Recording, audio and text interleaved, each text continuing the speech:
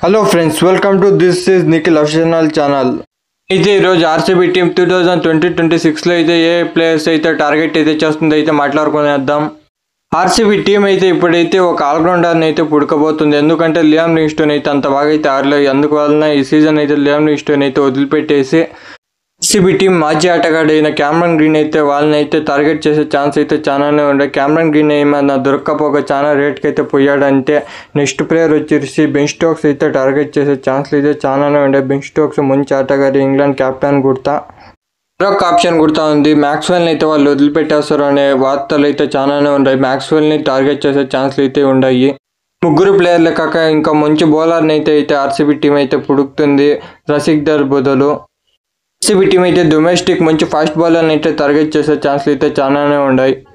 RCB team ఏ ప్లేయర్ని అయితే target చేయాలంటే comment అయితే చేయండి. వీడియో అయితే ఇష్టమైందంటే అందరూ సబ్స్క్రైబ్ చేయండి, అలాగే లైక్ అయితే చేయండి.